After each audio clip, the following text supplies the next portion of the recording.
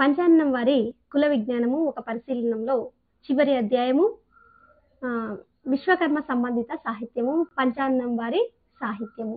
ఈ సాహిత్యంలో వచ్చేసి కుల సంబంధమైనటువంటి సాహిత్యాన్ని మాత్రమే తీసుకోవడం జరిగింది.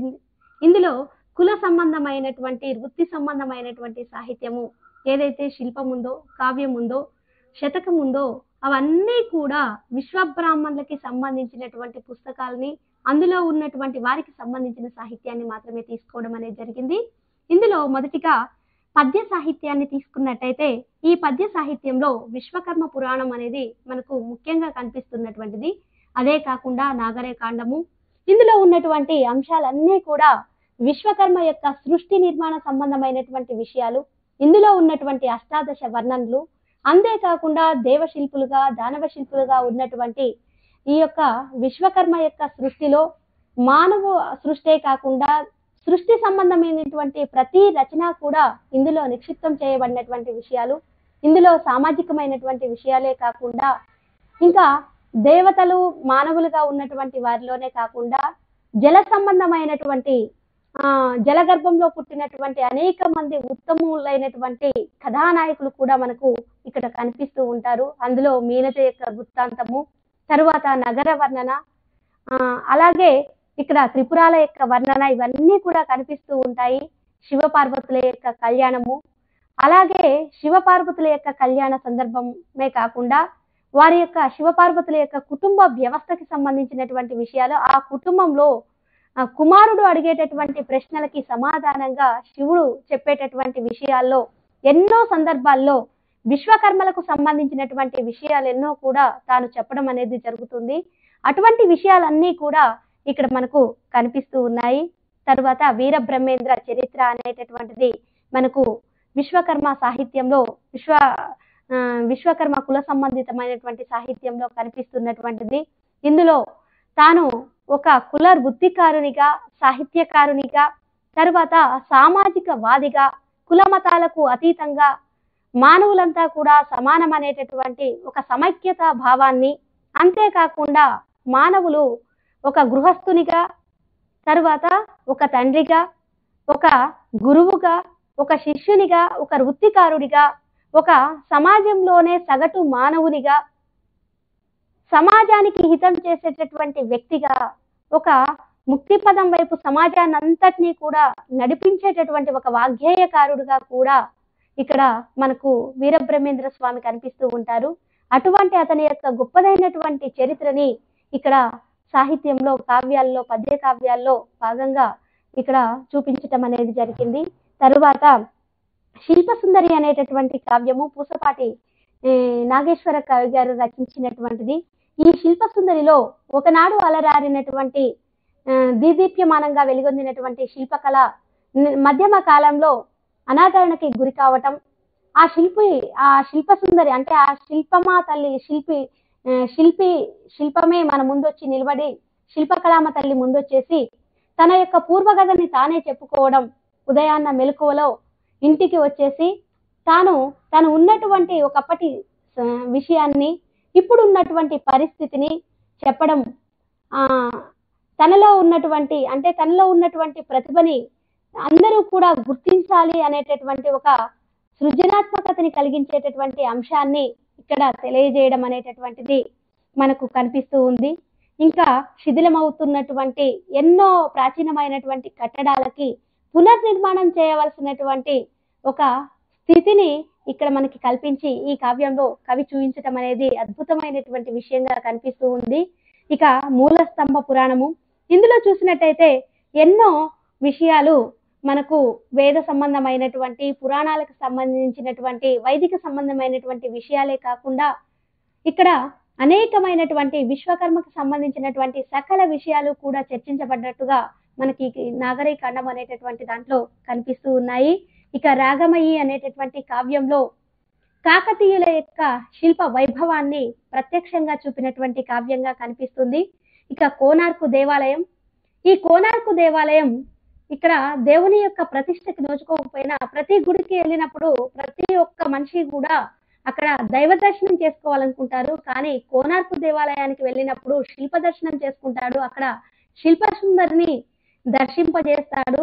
అంతేకాకుండా ఆ శిల్పిని చిరస్మరణిస్తారు. ఎక్కడికి వెళ్ళినా దైవ స్మరణ చేస్తారు, కానీ ఇక్కడికి వెళ్ళిన వారు శిల్పి యొక్క గొప్పతనాన్ని కీర్తించడం అనేది శిల్పిని చూడడానికి, ఆ శిల్పాన్ని చూడడానికి మాత్రమే వెళ్ళేటటువంటి అద్భుతమైనటువంటి శిల్ప నిర్మాణం మనకి ఇక్కడ కోనార్కు దేవాలయంలో కనిపిస్తుంది. ఆ శిల్పి యొక్క జీవిత చరిత్ర మనకు అక్కడ కనిపిస్తూ ఉంటుంది. అటువంటి గొప్ప రచన ఈ యొక్క కోనార్కు దేవాలయం. అంతేకాకుండా కర్మభూమి అనేటటువంటిది, తర్వాత శ్రీమదాంధ్ర పురాణాచార్య అనేటటువంటి రచన ఈ యొక్క పద్య కావ్యాల్లో కనిపిస్తుంది. అంతేకాకుండా కొండూరి వారి యొక్క తారా తోరణం, తర్వాత మనుకంఠమాల, మిత్ర సాహసి, విశ్వకర్మ పంచవిశతి అనేటటువంటివి ఇక్కడ మనకు పద్య కావ్యాల్లో ఇక్కడ ఉన్నటువంటి సాహిత్యంలో కనిపించేటటువంటి అంశాలు. ఇక శతక సాహిత్యానికి వస్తే కాళికాంబ శతకము, బ్రహ్మంగారి యొక్క చరిత్ర, హంసవాహన శతకము ముంజనపల్లి వీరబ్రహ్మానందచారి గారు రచించినటువంటి దాదాపుగా 4 శతకాలు, హంసవాహన శతకం కావచ్చు, కాళికాంబ శతకం కావచ్చు, ఇటువంటి రచనలు. అలాగే ఓరా విశ్వనాథ కవి రచించినటువంటి శ్రీ పోతులూరి వీరబ్రహ్మేంద్ర శతకము అనేటటువంటిది, తర్వాత దూర్జట్టి ఈ కాళహస్తీశ్వర శతకము, ఇది కాశీపతవదాని గారు రచించినటువంటిది. ఇక ఇందులో ఉన్నటువంటి భక్తి, మధురమైనటువంటి భక్తి, చమత్కారము, తర్వాత అక్కడ ఉన్నటువంటి వర్ణన, అలంకార సౌరభం, ఇవన్నీ కూడా మనకు శతక పద్యాల్లో కనిపించేటటువంటి లక్షణాలు. ఇక శ్రీకాళహస్తి శతకము, శ్రీ రామేశ్వర శతకము, కుక్కుటేశ్వర శతకము, శ్రీ వెంకటేశ్వర శతకము, తర్వాత వెంకటరత్న శర్మ గారు రచించినటువంటి శ్రీ వెంకటేశ్వర శతకము, విశ్వకర్మ శతకము, తర్వాత శ్రీ వీరబ్రహ్మేంద్ర చరిత, పూసపాటి శంకరరావు గారు రచించినటువంటిది, ఇంకా విశ్వకర్మ అష్టకం అనేటటువంటి రచన. ఇవన్నీ కూడా విశ్వకర్మ సాహిత్యంలో కనిపించేటటువంటివి. ఇవే కాకుండా ఈశ్వరీదేవి యొక్క చరిత్ర, ఇంకా ఆధునిక కవిత్వ రచనల్లోకి వచ్చేసరికి మనకు కనిపించేటటువంటివి పెద్దపాటి నాగేశ్వరరావు గారు రచించినటువంటి శిల్పాగమ చాంద్ర చంద్రి అనేటటువంటిది, తెలుగు లోగిలి అనేటటువంటిది. ఇక్కడ తెలుగు ప్రాంతంలో ఉన్నటువంటి తెలుగు వారి యొక్క తెలుగుతనము, సాంప్రదాయాలు, తర్వాత వారి యొక్క చుట్టూ ఉన్నటువంటి వాతావరణము, వారి యొక్క జీవన విధానము అంతా కూడా కళ్ళకు కట్టే విధంగా కనిపించే రచన ఇది తెలుగు లోగిలి అనేటటువంటిది. ఇక టివి భాస్కరాచారి గారు రచించినటువంటి శబ్ద చిత్రాలు, తర్వాత కన్నోజు లక్ష్మీకాంతం గారు రచించినటువంటి చార్మినార్ నాణేలు, తర్వాత కావ్య కదాంబరి, శ్రీదేవి గారు రచించినటువంటి కావ్య కదాంబరి అనేటటువంటి రచనలు. ఇక నవలా సాహిత్యంలో వచ్చేసి కళారాధన, కొండూరు వారు రచించినటువంటిది, మోహనాంగి, లేపాక్షి, శిలా విజ్ఞానం, తర్వాత శ్రీరామ్మూర్తి గారు రచించినటువంటిది, ఇంకా శ్రీదేవి గారు రచించినటువంటి జీవన విన్యాసాలు అనేటటువంటివి మనకు విశ్వబ్రాహ్మణ రచయితలు రచించినటువంటి రచనల్లో నుంచి, వందలాది నవలల్లో నుంచి నాకు లభించిన మేరకు, నా పరిధి మేరకి కొన్నింటిని మాత్రమే ఇక్కడ పేర్కొనడం అనేది జరిగింది.